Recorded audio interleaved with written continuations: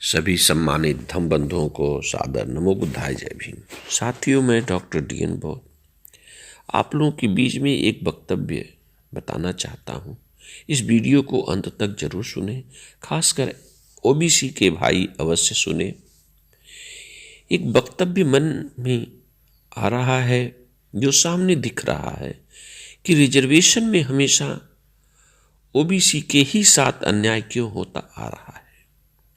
इसके पीछे कहीं न कहीं OBC के लोगों की अज्ञानता कहिए या अशिक्षा कहिए, या सोए हुए हैं, अपने हक अधिकार के प्रति जागरूक नहीं है, या जाति वैमनस्यता कहिए, आज भी हो रहा है। क्या कारण है, उसको जानने की आवश्यकता है। साथियों, अन्याय अत्याचार उन्हीं के साथ होता है जब मन मस्तिष्क में अज्ञानता और अशिक्षा होती है, और अशिक्षा के कारण ही अंधभक्ति पैदा होती है। अंदर मन में भय पैदा होता है।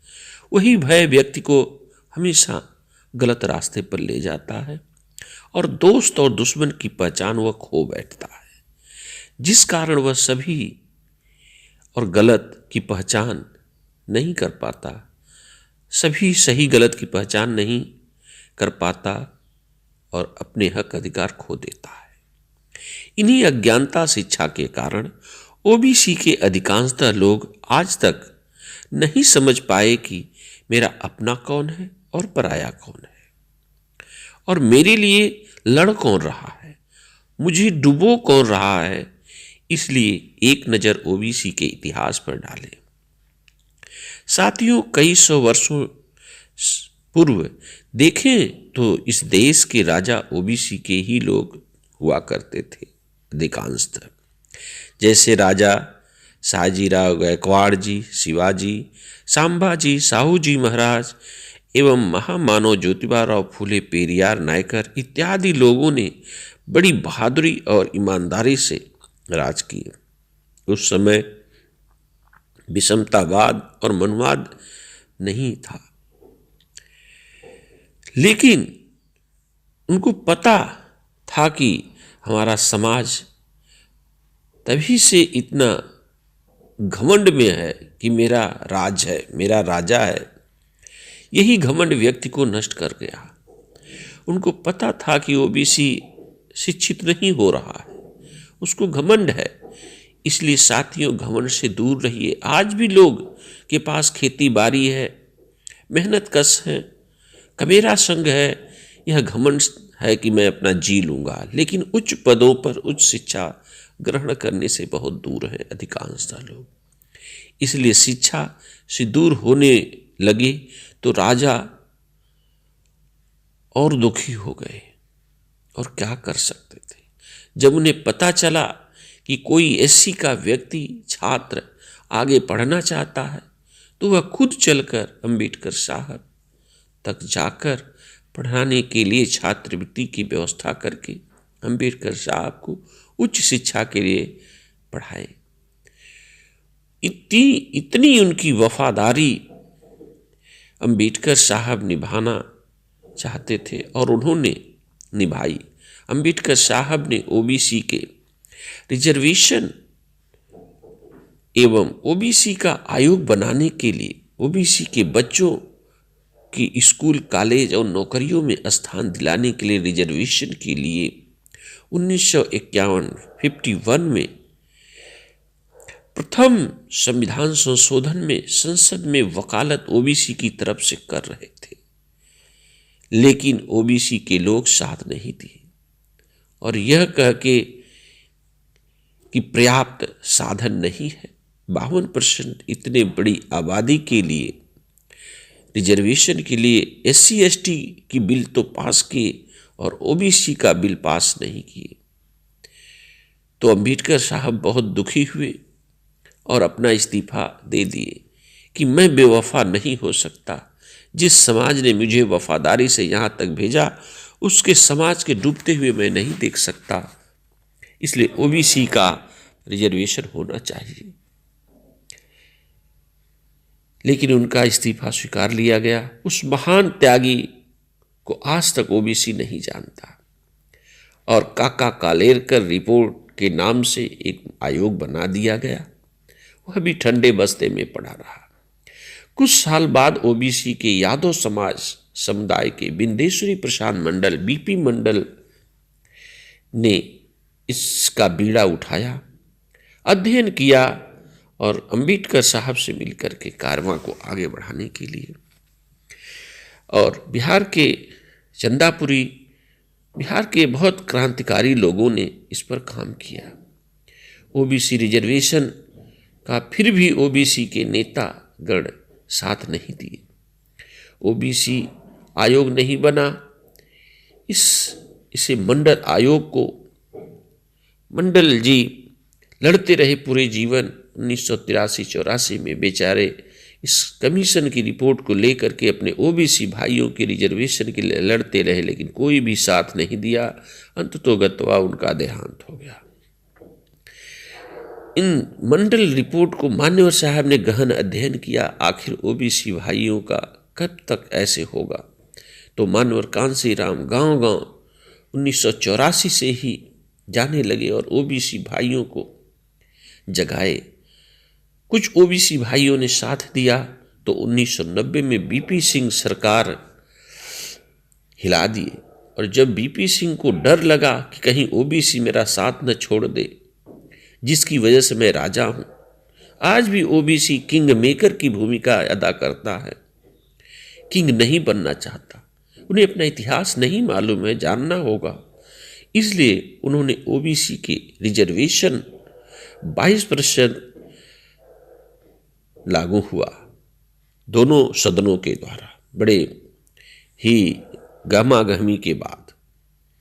ओबीसी जिनसे सदियों की गुलामी कर रहा था, उनको लगा कि ओबीसी 52% यदि जाग गया और पूरा रिजर्वेशन उसे मिल जाएगा तो वह हमारी गुलामी करना छोड़ देगा और हमें किंग बनाना छोड़ देगा, किंग की भूमिका छोड़ देगा, किंग मेकर की भूमिका छोड़ देगा। इसीलिए उन्होंने ओबीसी के रिजर्वेशन मिलने के बाद ही उसे सुप्रीम कोर्ट में धकेल दिया गया। कई सालों पड़ा रहा। 1992 में मंडल कमीशन की रिपोर्ट की जगह कमंडल लाके थमा दिया गया और सभी ओबीसी के बड़े से बड़े नेता इस कमंडल को लेकर के गांव-गांव घूमने लगे और ओबीसी अपने हक अधिकार को भूल गया। इसलिए साथियों, फिर भी ओबीसी नहीं जागा और मान्यवर साहब को भी नहीं जाना कि किस बंदे ने हमारे लिए लड़ा, कौन दिला रहा है। आज भी कांसी राम को नहीं मानता अधिकांशतः ओबीसी वर्ग। फिर भी मान्यवर साहब ने से प्रेरित होकर माननीय लालू प्रसाद यादव, देवी प्रसाद आदि माने जाने नेता ओबीसी के सुप्रीम कोर्ट से लड़कर 27% ओबीसी रिजर्वेशन लाए और आज भी इतना बड़ा समुदाय हाथी की तरह मदमस्त है, खेतिहर है, शारीरिक मेहनत में, गाय भैंस पालने में खेती करता है और उस खेती का बराबर कीमत भी उसे नहीं मिलती। जहाँ सब भाग्य भगवान भरोसे मर रहा है, लेकिन लोकतंत्र को अपनी ताकत को न जानने के कारण आज भी अशिक्षा, अज्ञानता के कारण मानसिक गुलाम और मानसिक दलित अंधभक्ति में पड़ा हुआ है। इसी कारण अपना हक न पाने के कारण सामाजिक और शैक्षणिक आबादी के अनुसार पिछड़ा वर्ग बना हुआ है। इसलिए ओबीसी को जागना होगा और अपने हक, तीनों भाई SC ST ओबीसी को एक होकर अपने इतिहास को पढ़े, बटे नहीं तो कटेंगे। इन्हीं अंधभक्ति से उन्हें उबरना होगा। अपने हक अधिकार से वंचित कर रहा है जो आज तक अपनी आबादी के अनुसार उन्हें मिला नहीं। लेना होगा, लेना चाहता है तो अपने पिछड़ेपन को तभी दूर कर पाएगा। इसलिए उसे जागना होगा, स्वयं जागना होगा। तभी वह अपने रिजर्वेशन का एक बड़ा सहारा मिलेगा। सरकारी बड़ी सी बड़ी नौकरियों में, बड़ी बड़ी शिक्षा संस्थाओं में, तभी वह ओबीसी जाग पाएगा और अपने अपने वजूद को पहचान पाएगा। आज तक SC ST की तरह उनका रिजर्वेशन लोकसभा और विधानसभा में क्यों नहीं दिया गया? उसे लेना होगा। इनका बैकलॉग पूरा क्यों नहीं हुआ? आबादी के अनुसार आज़ादी के बाद आज तक इनको पदोन्नति में रिजर्वेशन नहीं मिला। क्यों नहीं मिला? ऊपर से क्रीमी लेयर लगा दिया गया। जाति वर्गीकरण करके एक तरफ लाभ दिखाया जा रहा है कि छोटी सी छोटी जातियों को रिजर्वेशन दिया जाएगा, दूसरी तरफ शिक्षा महंगी निजीकरण करके गरीबों को शिक्षा विहीन ओबीसी का गरीब पिछड़ा वर्ग नहीं पढ़ पाएगा तो नॉट फाउंड सुटेबल नौकरियों में के तहत जो 27% मिल रहा था वह भी पूरा खत्म करके निकी प्लान है। इसलिए ओबीसी भाइयों को जागना होगा। जाति वर्गीकरण की जगह एवं क्रीमी लेयर की जगह रिप्रेजेंटेटिव एक्ट प्रतिनिधित्व दायित्व निर्वहन का अस्थायी कानून बन जाए तो अति पिछड़ा और पिछड़े लोगों के बच्चों को फ्री में शिक्षा का साधन खुलने से, शिक्षा का स्तर बढ़ने से दिया जाएगा और बढ़ने लगेगा। जागो बहुजन भाइयों, बैकवर्ड भाइयों, जागो। कौन तुम्हारा हक छीन रहा है? इस दुश्मन को पहचानो जो तुम्हारे साथ है, पर अज्ञानता शिक्षा से परख नहीं पा रहे हो। बैकवर्ड एकता कायम करें, अपने बच्चों का भविष्य सुधारें, भाग्य भगवान भरोसे रहना छोड़ो। इन सारे वक्तव्यों को देखते हुए ओबीसी के लोग स्वयं जिम्मेदार हैं और जो पढ़ लिख के आगे जाते हैं वह लोग भी अपने समाज को जागृत नहीं करते, बल्कि वह भी उसी पाखंड में, कर्मकांड में लिप्त हो जाते हैं और अपने ही भाइयों को अपने साथ लेके चलने में नहीं साथ रखते। इन्हीं सब कारणों से ओबीसी का बहुत बड़ा कुनबा अशिक्षित और अज्ञानी अंधकार में फंसा हुआ है। इसे निकालना बड़े पढ़े लिखे लोगों का काम है।